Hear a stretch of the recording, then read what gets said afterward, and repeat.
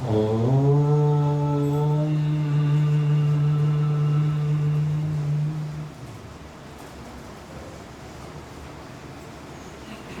उपस्थित परम सौभाग्यशाली भगवान सदाशिव के चरणारविंदों में अपने आप को समर्पित करके परम पुरुषार्थ के मार्ग पर अग्रसर जिज्ञासुवृत्त। कल आपके सन्मुख भगवान सदाशिव की महिमा का प्रद्योतन करने का प्रयास किया गया। भगवान सदाशिव की महिमा अनंत है, असीम है और अव्यक्त भी है। अव्यक्त होने के बाद भी इसको महान पुरुषों के द्वारा समय समय पर व्यक्त करने का सफल प्रयास किया गया है और उसी प्रयास के परिणाम स्वरूप अव्यक्त होने पर भी यह तत्व हमारे जीवन को प्रकाशित कर देता है। और जीवन में प्रकाश तभी होता है जब ये स्वयं प्रकाशित हो जाता है। वैसे तो ये सदा ही प्रकाशमान है, लेकिन जब हृदय में प्रकाशित हो जाता है तो हृदय में लगी हुई संपूर्ण गांठें खुल जाती हैं। उस समय संतर्यामी नारायण का वास अपने आप में अपने आप को अनुभूत होने लगता है। और जिस समय संतर्यामी नारायण का वास अपने आप को अपने हृदय में अनुभव होता है तो कहते हैं आनंद की कोई सीमा नहीं रहती। वो चरमोत्कृष्ट की स्थिति होती है। वो स्थिति अगर यदि कहें तो आनंदातिरेक, आनंद से भी ऊपर की स्थिति। ऐसा आनंद जो अखंड हो जाता है, उस स्थिति को कहते हैं। तो भगवान की महिमा ऐसी ही है। सब इसी स्थिति में विराजमान होना चाहते हैं। आज एक स्थान पर मैं बैठा हुआ था तो बैठे बैठे एक साधक मेरे से प्रश्न कर बैठा कि गुरुजी साधना बहुत करता हूं, 2-2, 3-3, 4-4 घंटे बैठा रहता हूं, लेकिन मन बार बार भाग जाता है। और ये बातें उस साधक की नहीं, ये सभी साधकों की है। जब तक अंतःकरण प्रकाशित नहीं होता, जब तक हृदय में प्रकाश नहीं होता, तब तक भागेगा। कि लिए इसका कारण क्या है? तो मैंने कहा भाई, कारण बहुत स्पष्ट है। जब तक हृदय में कोई भी वासना बैठी हुई है, आपके अंतःकरण में कोई भी कामना शेष रह गई है, तो उस कामना के प्रति आपका आकर्षण होने के कारण से वृत्ति वहां चली जाती है। जो भी आपके अधूरे काम हैं, आप करना चाहते हैं, आपके जीवन के उद्देश्य हैं, आपके दायित्व हैं, जिस भी रूप में कहिए, तो कहते हैं जिस समय आप भजन करने के लिए बैठते हैं तो उस समय मन स्वाभाविक ही उन दायित्वों की ओर, जिम्मेदारियों की ओर, उन वासनाओं की ओर, उन कामनाओं की ओर, उन उद्देश्यों की ओर दौड़ पड़ता है। ये स्वाभाविक मन की प्रकृति है। तो ये मन भागना कब बंद होगा? कहते मन भागना तब बंद होगा जब वासनाएं निर्विशेष रूप से समाप्त हो जाए। जब वासना ही नहीं होगी, जब कामना नहीं होगी, जब इच्छा नहीं होगी, जब तृष्णा नहीं होगी, तो मन जाएगा कहां? मन वहां जाता है जहां वासना लेकर के जाती है। इसलिए इन वासनाओं को समाप्त कीजिए। जो भी कुछ करने योग्य रह रहा है उसे निपटा दीजिए, और फिर देखिए मन क्यों दौड़ेगा। मन दौड़ता नहीं, अधूरे कामों को लेकर के दौड़ रहा है। इसलिए किसी भी काम को कल के ऊपर छोड़ना बंद कीजिए। अब गत 6 महीने से हमारा भी मन भाई बहुत दौड़ रहा है, लगभग 6 माह हो गए। हर समय बस मन वहीं रहने लगा।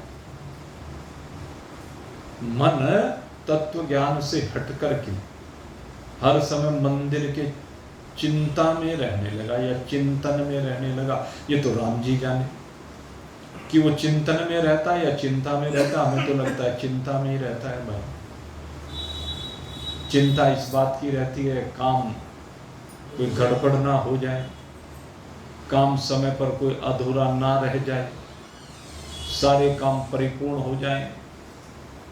हर तरफ कभी पूजा के काम में दिमाग जाता है, कभी भंडारे में दिमाग जाता है, कभी कथा में दिमाग जाता है, कभी यात्रा में दिमाग जाता है, कभी होल्डिंग में दिमाग जाता है, कभी कार्ड में दिमाग जाता है, कभी जयपुर पहुंच जाता है, कभी मुरादाबाद पहुंच जाता है, कभी दिल्ली पहुंच जाता है।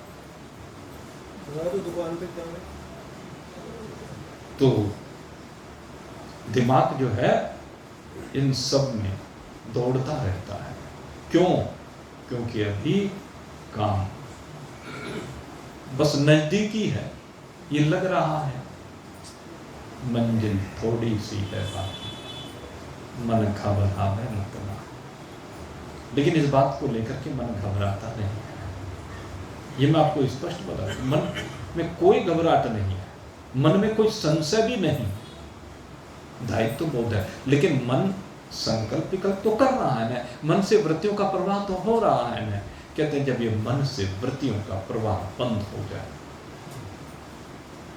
मन में कोई भी किसी प्रकार की वृत्ति न रह जाए,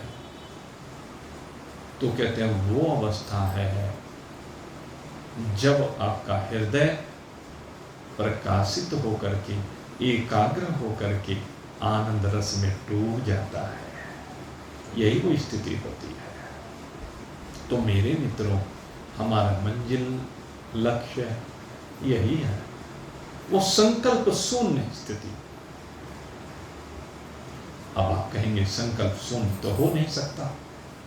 जब तक शरीर है, शरीर के अंदर मन भी है, और जब मन है तो मन शून्य नहीं हो सकता, क्योंकि मन का धर्म है संकल्प और विकल्प करना। अच्छा एक बात बताओ, आंख का धर्म क्या है? रूप को देखना है ना। आपका जब तक शरीर है, क्या आंखों से रूप देखना बंद हो सकता है? नहीं होता ना। फिर क्यों कहते हैं कि देखते हुए भी नहीं देखना? बार बार कहते हैं जब तक संसार को देखता रहेगा तब तक तो उलझा रहेगा, और जब संसार को देखना बंद कर देगा तो उलझाव समाप्त हो जाएगा। अब आंखें बंद करके बैठ सकते हैं क्या हर समय? और आंखें खोलते कुछ तो दिखेगा ना, सामने जो भी कुछ होगा, चाहे भगवान की मूर्ति ही हो वो भी दिखेगी, वो भी तो एक रूप है। तो वो जो दिखेगा वो आंख देखने को, दृश्य के देखने को बंद नहीं कर सकती।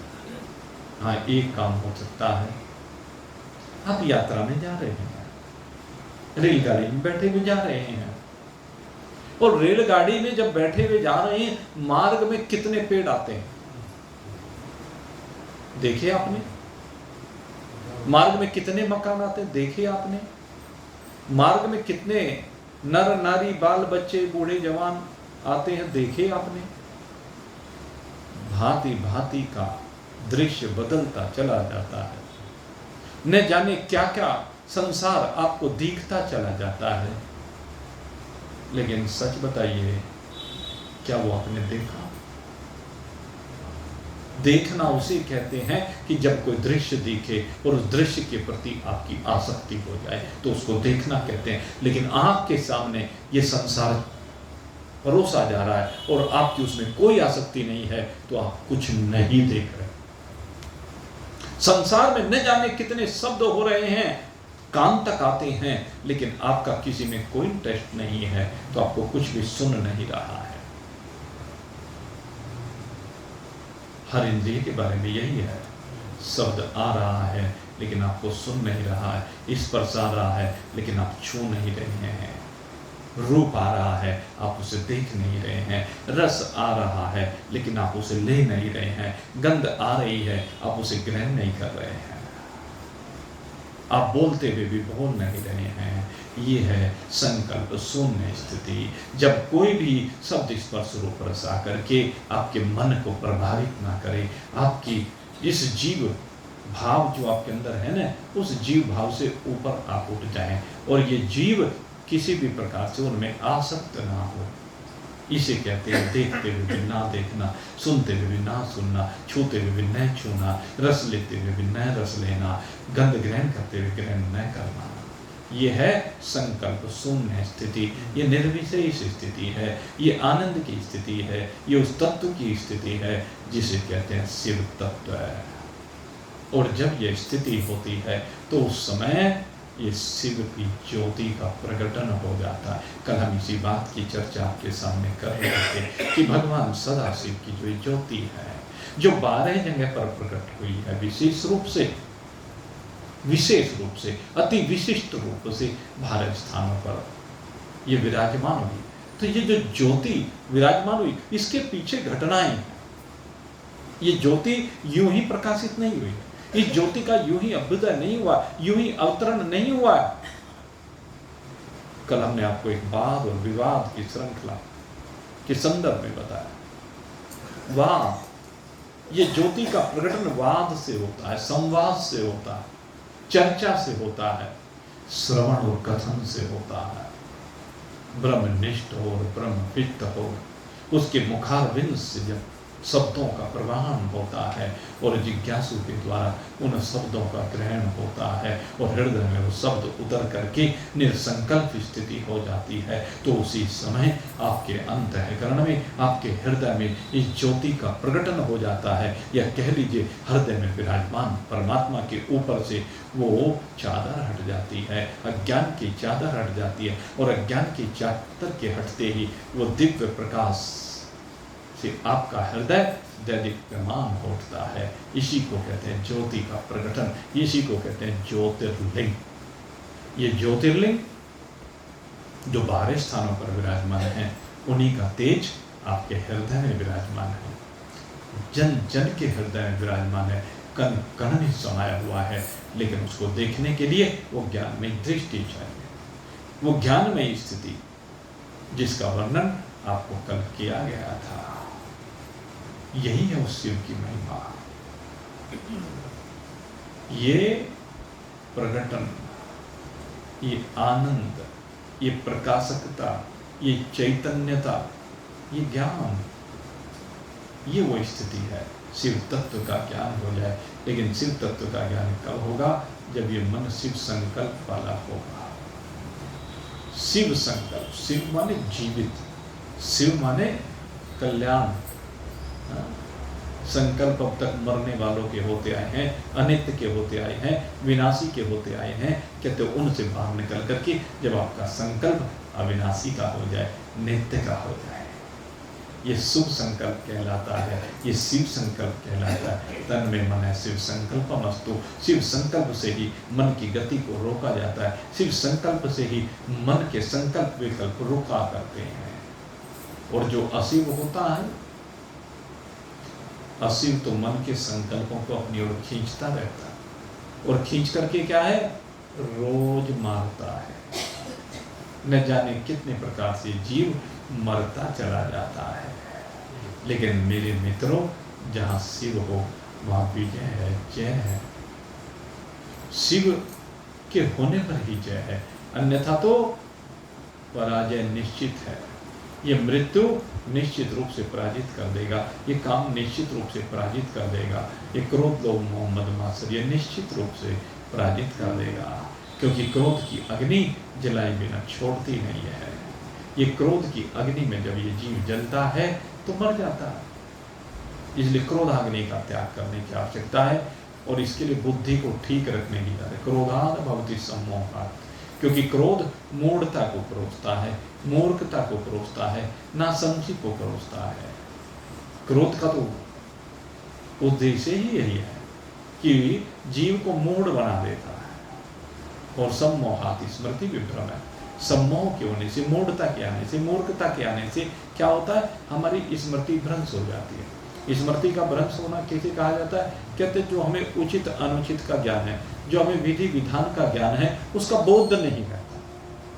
क्रोध के आने पर यही तो है, हम बड़े और छोटे का हमें ध्यान नहीं रहता, विधि भूल जाते हैं, हमें अपने पराये का बोध नहीं रहता, हमें करने योग्य न करने योग्य का बोध नहीं रहता। यही है वो स्थिति जब स्मृति का भ्रंश हो जाए। और स्मृति भ्रंशाद बुद्धि नाश हो, स्मृति का भ्रंश होने से बुद्धि का विनाश हो जाता है। और जिसकी बुद्धि का विनाश हो गया, बुद्धि नाशात प्रणश्यति, बुद्धि के नाश से समझ लीजिए उसका सर्वनाश निश्चित है, कोई रोक नहीं सकता। जिसकी बुद्धि का नाश हो जाए, जाको विधि दारुण दुख देनी, जाको विधि दारुण दुख देनी, ताकि मत पहले कर ले। सीधा सा विधान किया है कि जिसको विधि को दुख देना होता है, उसकी मति का हरण पहले कर ही लेता। इसलिए मेरे मित्रों, इस बुद्धि की रक्षा करनी है। और बुद्धि की रक्षा कब होगी, जब ये विषयों की ओर से आपका चित्त हटेगा। विषय, ये जो काम है, ये जितनी कामनाएं हृदय में बैठी हुई है, इनको दग्ध करना पड़ेगा। एक घटना मेरे याद आ रही है कि काम, एक कहावत है भाई, जहां राम तहां नहीं काम, ये आता है। जहां काम है तहां नहीं राम, जहां काम है वहां राम नहीं, और जहां राम है वहां काम नहीं। एक बहुत सुंदर घटना आती है, शिव पुराण की ये घटना है। और शिव पुराण की इस घटना को गोस्वामी जी महाराज ने अपने रामचरितमानस में भी स्थान दिया, क्योंकि उन्होंने इस घटना से लिया कि जहां राम है वहां काम रह नहीं सकता। और घटना किस प्रकार से आती है, तो कहते हैं कि एक बार की बात है, नारद मुनि जो सदा विचरण करते रहते हैं, नारद मुनि को क्योंकि साप है भाई, दक्ष प्रजापति ने इनको साप दे दिया था। क्यों साप दे दिया था, कि जब ब्रह्मा जी सृष्टि का निर्माण कर रहे थे, तो जो सृष्टि का निर्माण करते, जिसको भी पैदा करते, उसी को सन्यासी बना देते। नारद जी का काम क्या था, जिसको देखा उसी को सन्यासी बना दिया। अब ब्रह्मा जी कहने लगे, मुझे भगवान ने सृष्टि रचना का आदेश दिया और तू मेरे कार्य में विघ्न डाल रहा, जितनी भी प्रजा पैदा करूं उसी को तू गृहस्थी नहीं बनने देता, सृष्टि का विधान आगे चलने नहीं देता, तू सबको सन्यासी बनाता है। इसलिए जा, तेरे पैरों में चक्री लग जाए। अपनी भाषा में क्या रहा, अर्थात कहने लगे, जब मैं तेरे को साथ देता हूं कि तू कहीं भी एक घड़ी रुक ही नहीं सकता, तू स्थिर कहीं रह ही नहीं सकता। जैसे मन कभी स्थिर नहीं रह सकता, मन की वृत्तियां निरंतर परिवर्तनशील हैं, उसी प्रकार से तेरे भी स्थान निरंतर बदलते रहेंगे। कहने लगे, वाह ये साप कहाँ है? कहने लगे क्या मतलब? कहने लगे तो वरदान है। कि वरदान कैसे है? कहने लगे, अगर कहीं पर रुकूंगा तो उस जगह का संग बनेगा, और अगर यदि किसी का संग बनेगा तो चिपकाव हो जाएगा, चिपकाव हो गया तो फंस जाऊंगा, और जब मैं कहीं रुकूंगा ही नहीं तो फिर कहीं का संग नहीं होगा, इसलिए भगवान का भजन होगा। है? कहने लगे नियम है बहता पानी भरा, पानी बहता हुआ भला है, हा? अगर बहता नहीं होगा तो सड़ जाएगा, कहीं भी एक गड्ढे में रुक जाए, गंगा जी का जल उछल करके किसी गड्ढे में पड़ जाए तो वो वहां सड़ जाता, और नहीं तो समुद्र तक जाते जाते भी यात्रा में सदा निर्मल पावन बना रहता अगर जल है। गंगा जल सदा शुद्ध रहता है, बहता बहता पानी भला। और इसी तरह कहा कि रमता जोगी भला, कि जोगी तो रमता ही भला है, योगी तो विचरण करते ही भला है, योगी तो संसार में घूमता हुआ सबका भला करता हुआ रहे। महान पुरुषों का काम क्या है? सारे जगत का भला करना। महान पुरुषों का सदा यही काम रहा है।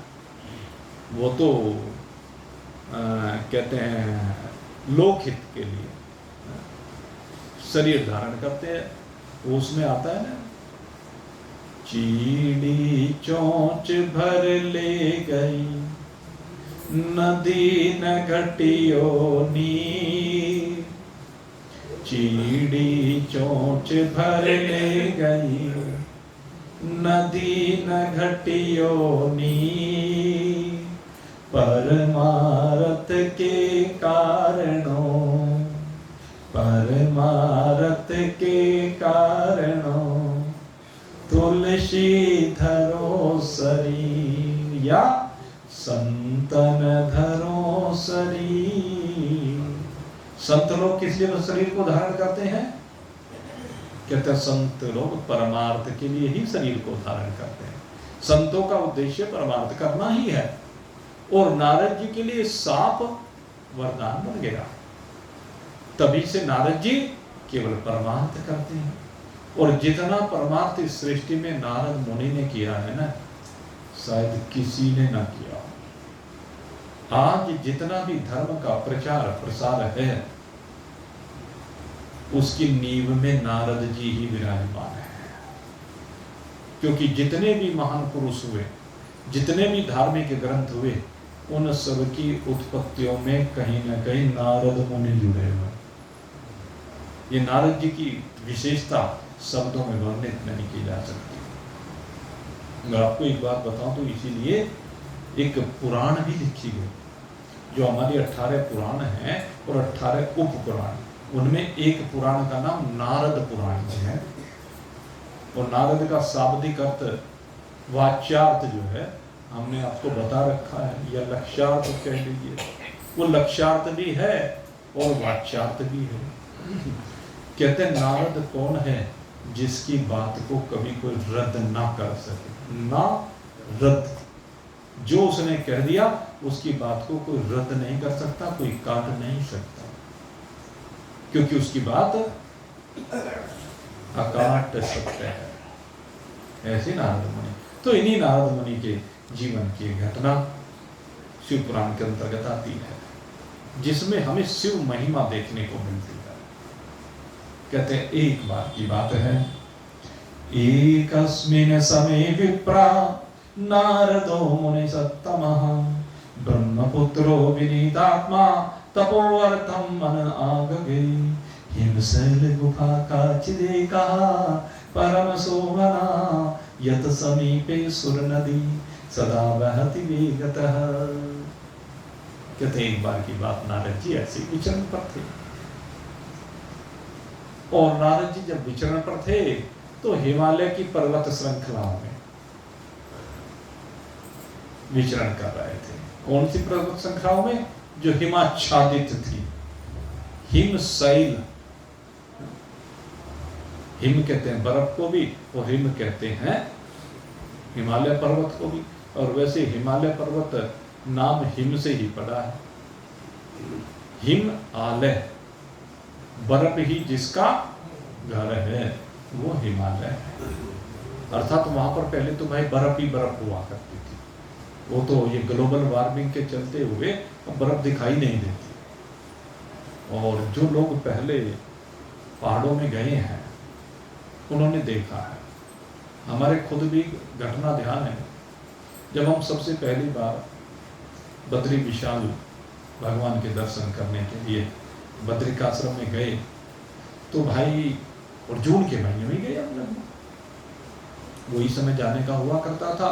हम महाराज जी की कथा सुनने के लिए ऋषिकेश जाया करते थे, वहीं प्रोग्राम बन गया और वहीं से चले गए बद्रिकाश्रम।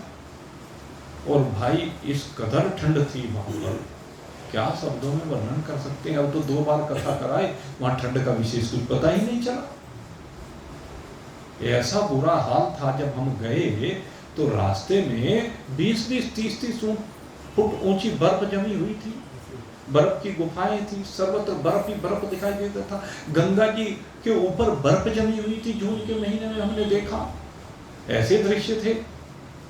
और हम जब भगवान के दर्शन करने के उपरांत निकले तो इतनी सर्दी थी कि वो सहन नहीं हुई। और उस समय तो जवानी थी भाई, अभी भी तो ऐसा बुरा हाल था वहां पर कि उस जवानी के समय में भी इतनी ठंड लगी कि हमने देखा भाई, हम 12-1 बजे फ्री हो गए दर्शन आदि करके, माला पोका करके। तो हमने सोचा चलो भाई यहाँ से भागो। अब कोई बात बताओ, इतनी ठंड थी जून के महीने में, जब इतनी ठंड हमने देखी तो हम तो वहां से उसी समय भाग लिए। अब ये तो पता था कि ऋषिकेश तक तो नहीं पहुंच पाएंगे, लेकिन बीच में ही रुक जाएंगे, ये मन बना लिया। लेकिन यहां से निकलो, क्योंकि वो सहन नहीं हो रही थी, तो वहां से चल दिए और पीपल कोटी आकर के फिर काली कमली वालों के आश्रम में रुके। तो ऐसा ये हिमालय पर्वत हुआ करता था। अब तो आगे राम जी जाने कैसा होगा या कैसा है, लेकिन उस समय की बात बता रहे हैं। हिमशैल गुहा काजले कहा परम शोभना, परम शोभायमान। उसकी शोभा का वर्णन शब्दों में वर्णन नहीं किया जा सकता। कहते नारद मुनि ने एक बार उस हिम पर्वत को देखा और वहां पर क्या देखा, यत समीपे सुर नदी सदा बहती वेगतः। यहाँ पर ये बात ध्यान करनी, सदा बहती वेगतः, कि वो वहां पर जो है कौन सा स्थान देखते हैं कि वहां पर गंगा जी बह रही है। और कैसे बह रही है, कि बड़े वेग के साथ बह रही है। वहां पर गंगा जी का जो प्रवाह है बड़ा तीव्र है। और वहां पर उन्होंने क्या देखा, कहते हैं एक गुहा, हिम शैल गुहा, वहां पर एक गुफा को देखा। अब इससे जब हम अंदाजा लगाते हैं, अब वेग के साथ अगर यदि हम देखें तो जहां पर उद्गम होता है सामान्यतः, तो वहीं पर ये वेग गंगा जी का हुआ करता है। तो इससे ऐसा लगता है कि शायद यही जो हमारा क्षेत्र है, यहीं पर या तो केदारनाथ कह लीजिए या बद्रीनाथ कह लीजिए। और मुझे लगता है कि शायद बद्रीनाथ की ही बात है, क्योंकि वही वेग जाता है। हाँ, क्योंकि वहां पर क्या है कि सरस्वती जी का जहां पर उद्गम है, आगे वसुधारा भी है, वहां गुफा भी है। और इस बात को जब ये प्रसंग हम आखिरी दौर में लेकर जाएंगे तो वहां पर ऐसा सिद्ध भी होता दिखाई देगा कि ये शायद यही केदार क्षेत्र है। इसको क्या कहते हैं, बद्रीनाथ भी केदार क्षेत्र के अंतर्गत आता है। जब हमने बद्रीनाथ में कथा की थी तो उस समय बड़े विस्तार से उस प्रसंग का वर्णन किया था। भले ये भगवान नारायण का धाम हो, लेकिन भगवान नर नारायण ने इस धाम को शंकर भगवान से लिया हुआ है। इसे प्रेम कहिए, अधिकार कहिए, जो भी कहिए, उस भाव से भगवान शंकर से लिया हुआ है। भगवान शंकर बड़े भोले भाले हैं। और चलो जब बात आई गई तो पहले वही घटना आपको सुना देता हूं, क्योंकि घटना से घटना का जन्म होता है। कहते हैं एक बार जैसे नारद मुनि की बात है, ऐसे ही नारद मुनि से संबंध रखती है वो घटना भी। एक बार क्या हुआ, वैकुंठ में गए नारद मुनि, और नारद मुनि जब वैकुंठ में गए तो वहां जाकर क्या देखा, माता लक्ष्मी भगवान के चरण दबा रही है। और 24 घंटे चरण दबाती है। जब 24 घंटे भगवान के चरण दबाते हुए देखा, नारद जी को बड़ा फील हुआ। कहने लगे भगवान बताओ, ये आपकी अर्धांगिनी है और आपने भी इसको 24 घंटे, इसको कहते क्यों नहीं रेस्ट कर ले, थोड़ा सा आराम कर ले, इसको भी तो थकान होती होगी। कहने लगे तू कह के देख ले, अब ये मानती नहीं तो मैं क्या करूं। जिनके चरण कमल कमला के, जिनके चरण कमल कमला के, करतल से न निकलते देखा। जिनके चरण कमल, कमला यानी लक्ष्मी जी के कर कमलों से बाहर नहीं निकलते। माता लक्ष्मी कहते मेरा तो जन्म ही इसलिए हुआ है, मैं तो आई ही इसीलिए हूं कि एक क्षण के लिए भी भगवान के चरण कमलों की सेवा से वंचित ना रह जाऊं। क्या सौभाग्य है। एक और सौभाग्य कह सकते हैं और दूसरी ओर देखिए प्रेम की पराकाष्ठा कह सकते हैं कि एक क्षण के लिए भी लक्ष्मी जी भगवान नारायण से दूर नहीं होना चाहते। ऐसी आराधिका है, ऐसी सेविका है जो अपने पति के या भगवान के चरण कमलों से कभी दूर नहीं होना चाहती, विमुख नहीं होना चाहती, एक क्षण के लिए भी। ऐसी पतिव्रता नारी जगत में दूसरी कोई देखने को मिलेगी नहीं। आपको बता देता हूं, आज तक कोई ऐसा उदाहरण देखा हो तो बता दीजिए जो 24 घंटे अपने पति की सेवा करती है। ऐसी पतिव्रता नारी माता लक्ष्मी है। तो 24 घंटे सेवा करती हैं। नारद जी को बड़ा महसूस हुआ। उन्होंने कहा भगवान कभी तो आराम दे दिया करो, कभी तो इनको भी आराम करने दिया करो, कभी तो चैन ले दिया करो। कहने में मैं कब मना कर रहा हूं। खैर भगवान की लीला है भाई, भगवान तो लीला करते ही रहते हैं। तो भगवान ने क्या काम किया, भगवान ने लीला का सृजन किया, लीला रची। और भगवान ने लीला रच करके किसी कारण से लक्ष्मी जी को आज अपनी ससुराल में भेज दिया, यानी लक्ष्मी जी को उनके मायके में भेज दिया। कहने लगे जाओ एक बार अपने पिताजी से मिलाओ, अपने भाई बंधुओं से मिलाओ। और जबरदस्ती खैर भेज दिया। जब उधर भेज तो दिया, और अब भगवान ने क्या काम किया, पीछे जो है वहां से अंतर ध्यान हो गए, वैकुंठ से चले गए। और वैकुंठ से जाकर के सोचा चला तो गया, लेकिन जाऊं कहाँ। तो इधर ऐसे ही नारद जी की तरह से वो भी विचरण कर रहे थे। और विचरण करते करते उन्होंने क्या देखा कि यहाँ आ गए बद्रिकाश्रम में। ये केदार खंड कहलाता है। तो इस केदार खंड में आए और केदार खंड में आकर क्या देखा कि एक कुटिया बनी हुई है और उस कुटिया में भगवान भोलेनाथ पार्वती जी के संग रह रहे हैं। अब पार्वती जी के संग जब वो वहां पर रह रहे हैं, भगवान ने देखा भाई बहुत बढ़िया कुटिया बना रखी भोलेनाथ ने। कहने लगे इस कुटिया को कब जाए। भगवान नारायण ने सोचा कि कुटिया को कब जा ले। कहने लगे अब कब जाए तो कब जाए कैसे, अब कोई ना कोई विधि तो निकालनी पड़ेगी। और उन्होंने क्या काम किया, एक छोटे से बालक का रूप धारण किया। और छोटे से बालक का रूप धारण करके भगवान नारायण यहाँ करके विराजमान हो गए और रुदन करने लगे। अब जैसे बालक का रुदन उस हिमाच्छादित पर्वत श्रृंखलाओं में गूंजने लगा, माता पार्वती का हृदय अरे ये यहाँ कौन बालक है जो इस तरह से रुदन कर रहा है, यहाँ बालक आया कहाँ से। यहाँ तो कोई, हम लोग तो रह रहे, यहाँ तो कोई प्राणी रह भी नहीं सकता, ये कहाँ से कौन बालक आ गया। अब कुटिया से बाहर आकर के देखा तो देखा बाहर एक बालक पड़ा हुआ है, रो रहा।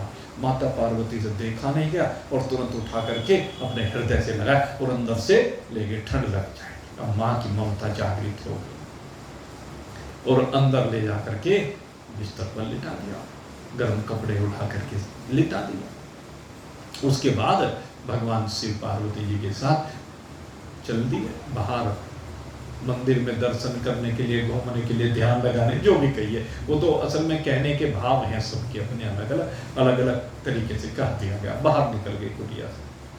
अब जैसे ही कुटिया से बाहर निकल गए, अब भगवान ने क्या काम किया, अंदर से कुंडी लगा दी, और अंदर से कुंडी लगा करके उसके बाद विचरण के बाद भगवान शिव पार्वती लौट करके वापस आए। अब वो देखे दरवाजा खुले नहीं, खटखटाया, खोला नहीं, कहने लगे भाई दरवाजा खोलो, कौन है अंदर। अब वो बालक के बारे में तो सोच भी नहीं सकते, कहने लगे बालक थोड़े ना कर सकता है ऐसा काम कि कोई ना कोई अंदर आ गया है जिसने दरवाजा, बहुत कहा भगवान शिव ने, और अंदर से याद आ जाए, कहने भगवान बोले ना कहीं और चले जाओ, अब यहाँ तो मैं रहूंगा, अब यहाँ पर मैं रहूंगा। और जैसे ये कहा, कहने लगे प्रभु आप, कहने लगे हाँ, अब मैं कहाँ कुटिया बनाता, और भाई बगैर कुटिया के मेरे से रहा नहीं जाता। अब तुम तो भाई कहीं भी कैलाश पर पड़े रहते हो यूं ही, तुम्हें तो वस्त्रों की भी चिंता नहीं है, इसलिए तुम कहीं और चले जाओ।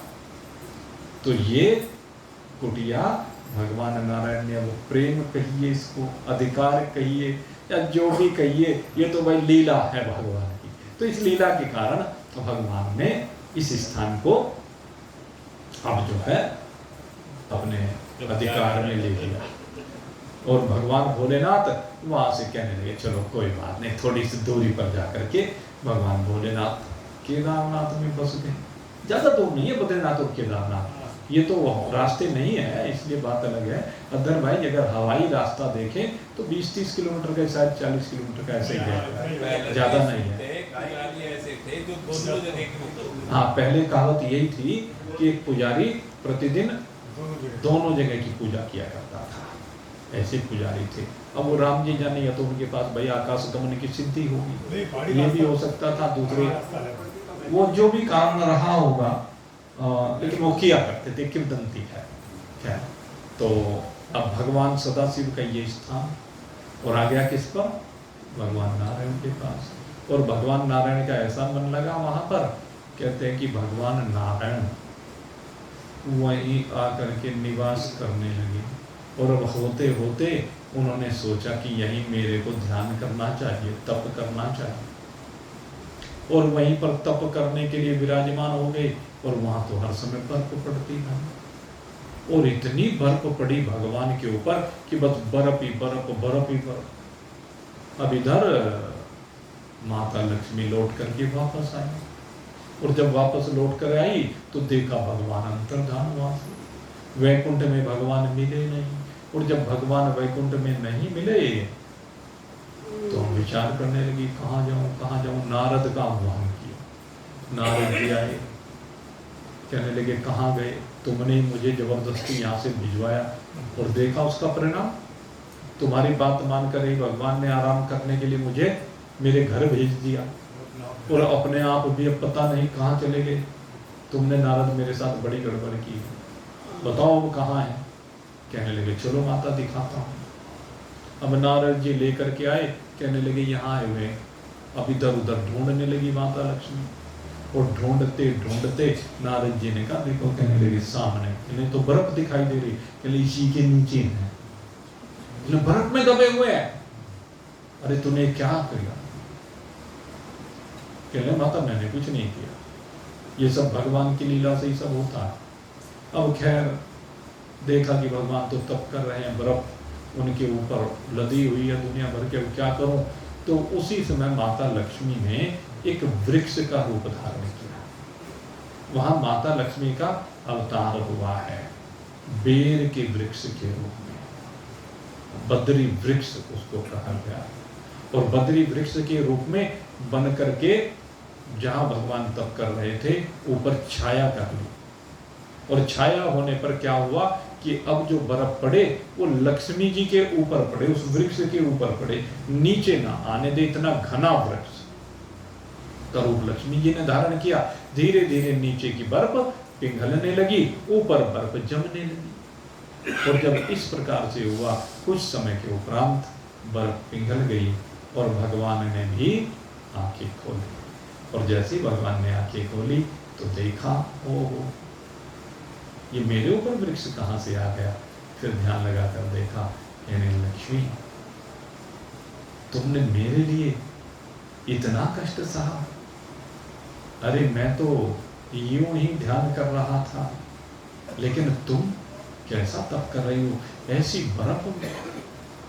कहते तुम उस बर्फ को अपने शरीर के ऊपर धारण किए हुए हो, यहाँ पर तुमने ये वृक्ष का रूप धारण किया है। जाओ आज से मैं तुम्हें वरदान दे रहा हूँ, ये स्थान तुम्हारे नाम से जाना जाएगा और यहाँ पर सदा तुम्हारी पूजा होगी। कहने प्रभु मेरी पूजा आपके बिना नहीं हो सकती। कहने लगे मैं भी यहीं पर विराजमान रहूंगा, लेकिन मैं तेरा ही बन करके रहूंगा यहाँ पर, तेरे नाम से ही जाना जाऊंगा।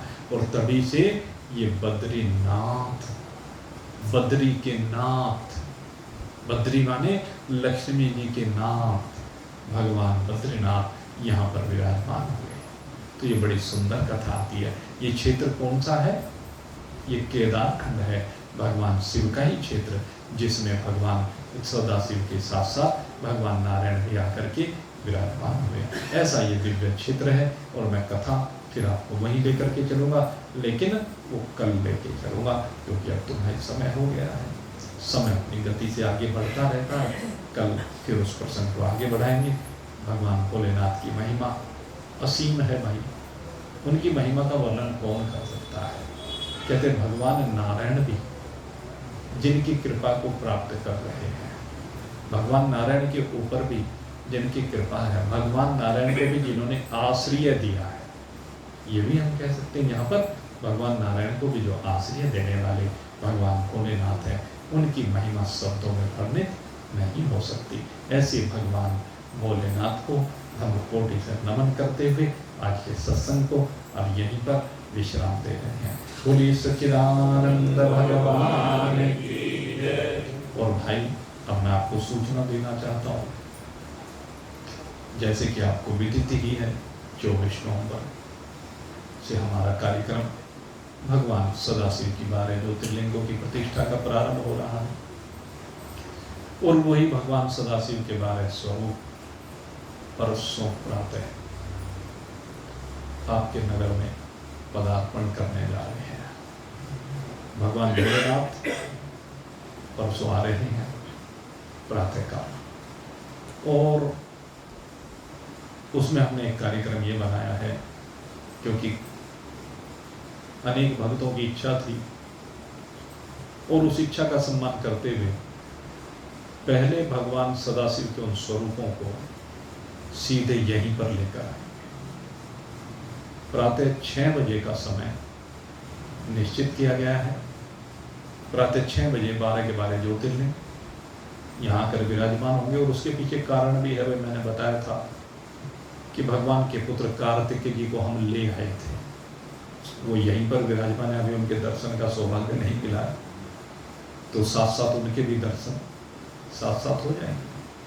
तो परसों सुबह 6 बजे सभी को निमंत्रण है। थोड़ा सा ऐसा हो सकता है भाई, गाड़ी 2 गाड़ियों में वहाँ से आएंगे भगवान के स्वरूप, तो थोड़ा बहुत कुछ लेट सवेर होने लगे तो मैं आप लोगों को मैसेज डाल दूंगा या फ़ोन करके भी आप पूछ सकते हैं।